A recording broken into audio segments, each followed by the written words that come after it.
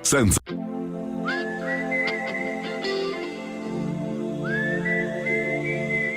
Va ora in onda Regioniamoci sopra. Conduce Giuliano Zulin.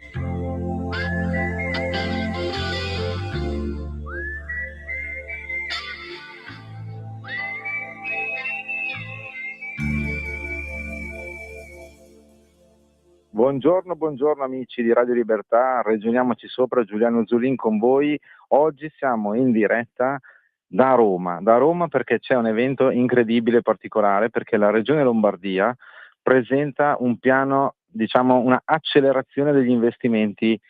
stranieri, nel senso che la Lombardia, sappiamo, è la locomotiva d'Italia, è la prima regione per manifattura in Europa, nonostante la burocrazia, nonostante non abbiamo l'autonomia, nonostante tutto quello che sappiamo dalla mattina alla sera da decenni purtroppo, eppure è la numero uno. Oggi l'assessore allo sviluppo economico Guido Guidesi fa un evento, sta proprio in questi istanti, sta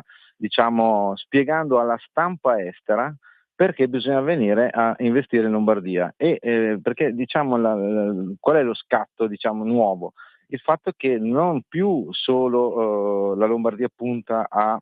attirare investitori chiaramente italiani, magari da altre regioni, perché chiaramente in Lombardia trovi anche un tessuto imprenditoriale e infrastrutturale, insomma, positivo, che ti fa investire, ti fa venire voglia di investire, ma nello stesso tempo c'è anche un aspetto di andare oltre i confini italiani e andare a cercare investitori da tutta Europa. Per dire un dato banale, lo dico subito, data center, sappiamo che ormai senza la tecnologia non viviamo più, 25 miliardi di investimenti sui data center sono previsti nei prossimi 3 anni in Lombardia. Allora, la questione qual è? Che tu come regione puoi fare lo spettatore, stare lì a vedere che arrivino e si arrangino, perché comunque servono i data center, perché alla fine poi l'utente, il consumatore, l'azienda della Lombardia ha bisogno di collegamenti, ha bisogno di un maggiore utilizzo per esempio dell'intelligenza artificiale, quindi più energia, più dati da immagazzinare, quello che sappiamo benissimo, quello che sta avvenendo con questa mega rivoluzione dell'IA. Ma se la regione, oltre che essere spettatrice, diventa anche attrice, no, nel senso che dà una mano alle aziende a dire: guardate, se volete investire su determinato settore la zona migliore è questa, perché c'è già un hub presente a livello infrastrutturale, imprenditoriale, ma magari anche c'è un know-how forte, ecco che allora l'investitore dice: beh, grazie, ma soprattutto c'è anche uno sportello unico a cui rivolgersi quando tu vuoi fare un investimento. Parlo di stranieri, no? Cioè, faccio anche un esempio, dico un altro numero per quanto riguarda in particolare l'Italia. L'Italia, allora, solo lo 0,4% di tutte le imprese hanno proprietà straniera, solo che questo 0,4% di imprese dà da lavorare al 10% degli occupati italiani e vale più o meno un 21% del fatturato italiano. Ecco, gran parte di tutti questi numeri sono in Lombardia. Sono in Lombardia o comunque nelle regioni limitrofe, Veneto, Emilia Romagna, Piemonte in particolare.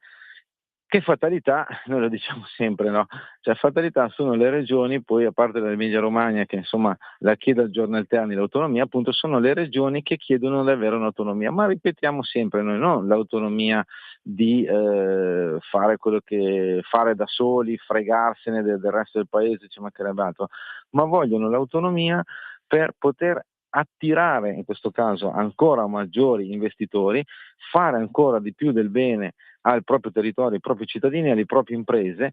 e anche per migliorare i servizi, perché insomma lo sappiamo tutti, dove c'è PIL si sta anche meglio, e anche il servizio che viene offerto, in questo caso magari dalla pubblica amministrazione, cerca di adeguarsi. Quando noi abbiamo fatto tante puntate, ragioniamoci sopra sulla sanità, perché poi la sanità della Lombardia è migliore della sanità della regione Calabria, che è appena uscita dal commissariamento dopo oltre 10 anni di commissariamento? Per il semplice fatto che è ovvio che dove ci sono più persone che lavorano, imprese, e hanno bisogno di risposte, non dico immediate, ma insomma più veloci e precise anche a livello sanitario, perché poi insomma noi andiamo a lavorare se stiamo bene, se stiamo male dobbiamo andare all'ospedale o dal medico, è ovvio che anche lì si cerca di migliorare i servizi. Per cui il fatto di attirare investitori stranieri, primo, ti apre la testa per il semplice fatto che non bisogna più pensare che siamo un circuito chiuso. Secondo, se siamo veramente un mercato unico dei capitali come è l'Unione Europea, e ahimè l'Unione Europea ci inonda di regole che spesse volte sono, come dire, deleterie per non dire dannose,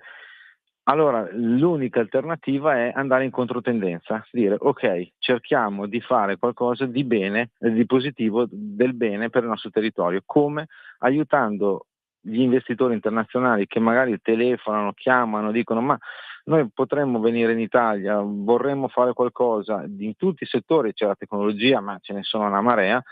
ma compresi i cinesi, adesso lo dico addirittura, perché adesso c'è la voce che Dongfeng, che è uno dei player più importanti della Cina per quanto riguarda l'auto elettrica, era interessato ad acquistare due stabilimenti che Stellantis potrebbe dismettere. Uno è Cassino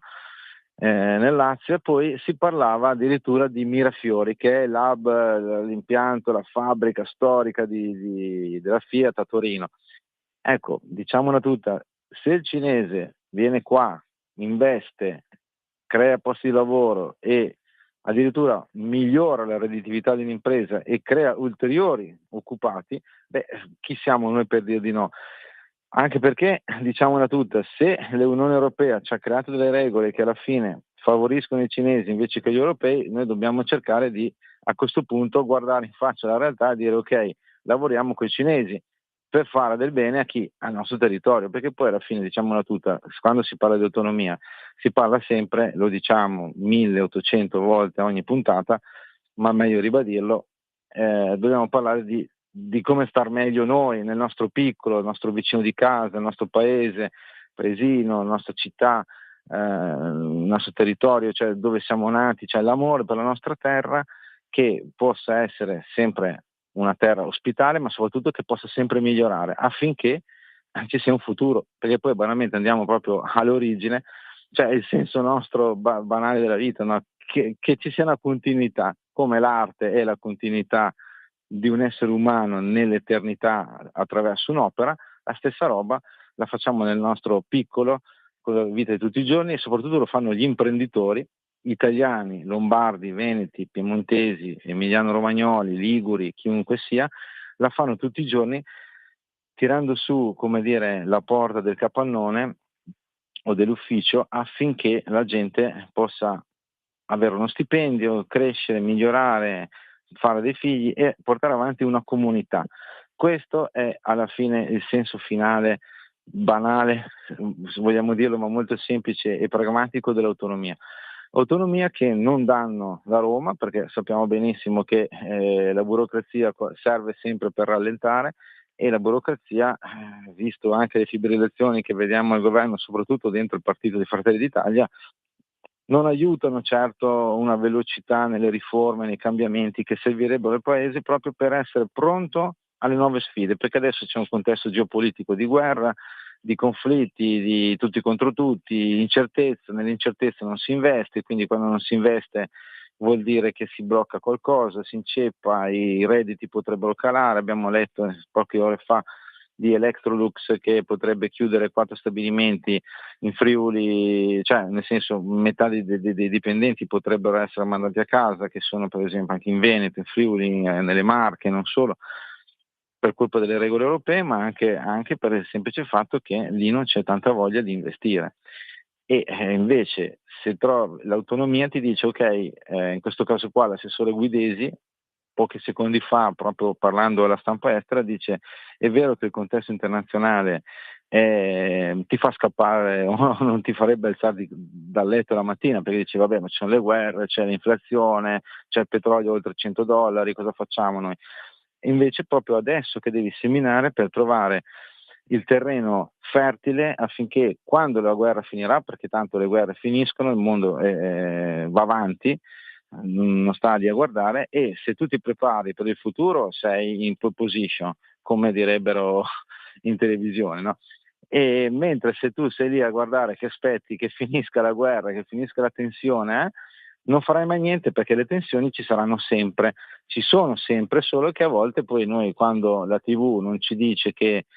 come basta per ricordare la guerra in Ucraina, è ancora lì presente, ma paradossalmente, non dico che non frega più niente a nessuno, ma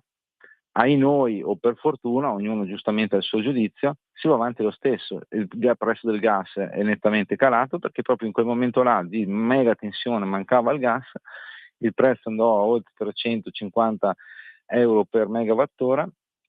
ma alla fine il mondo si deve da fare per trovare un nuovo gas. Adesso, nonostante la guerra in Iran,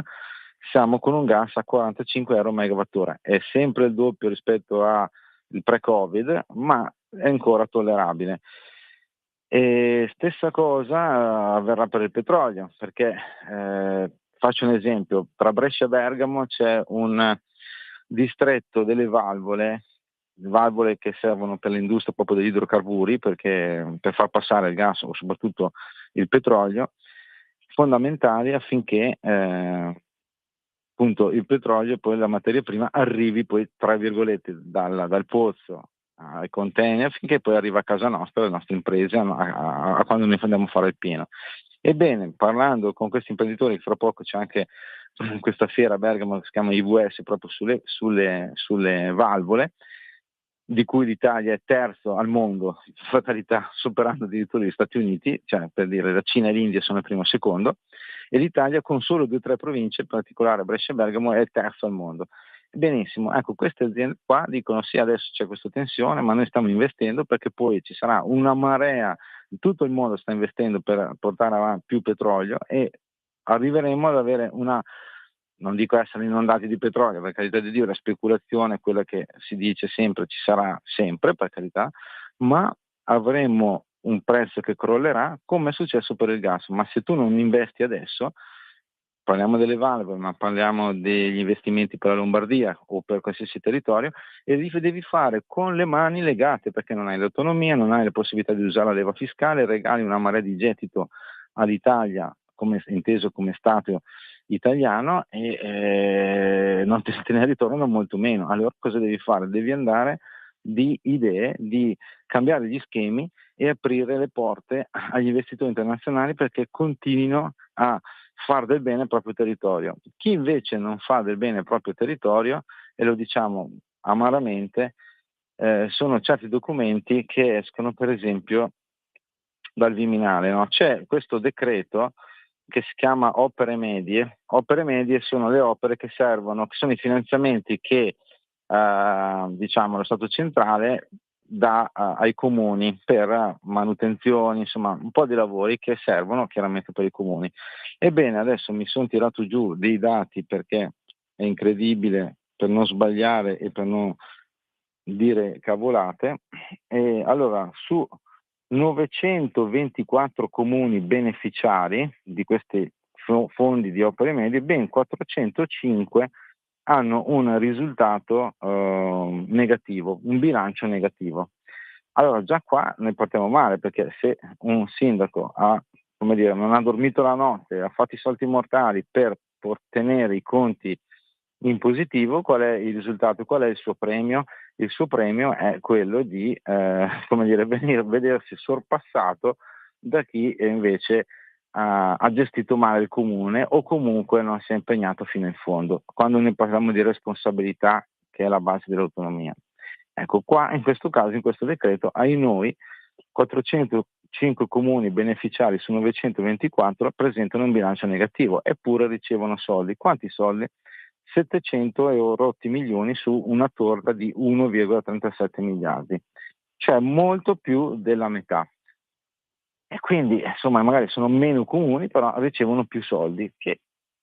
porca miseria, ti fa un attimo, insomma, dire, ma la responsabilità, il premio, il merito, come va? Boh. Ma andiamo avanti.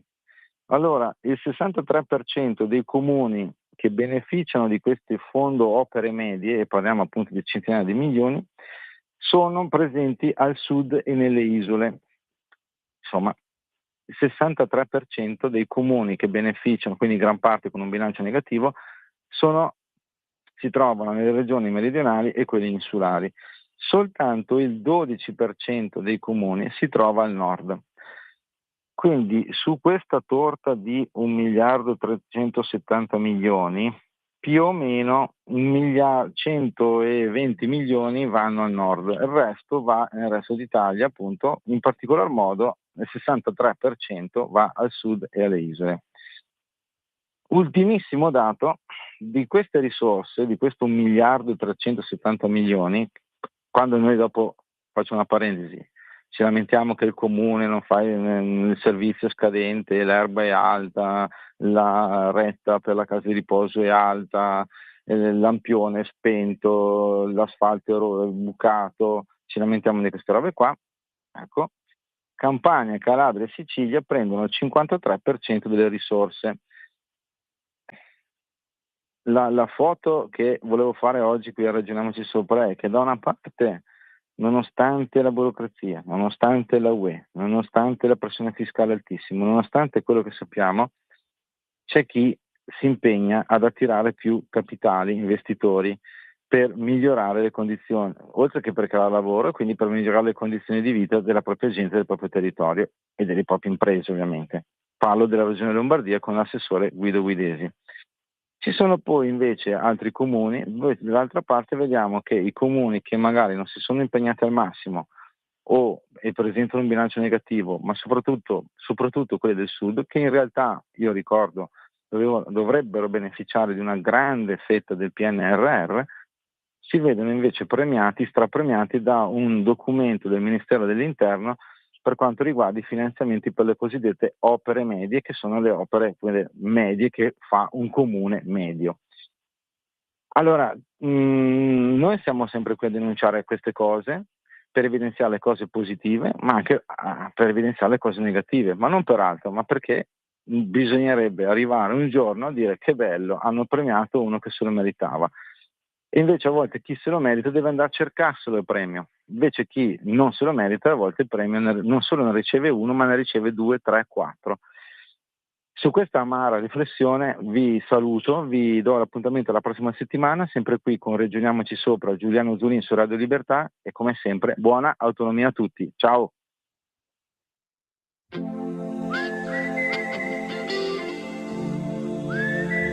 Avete ascoltato Regioniamoci Sopra.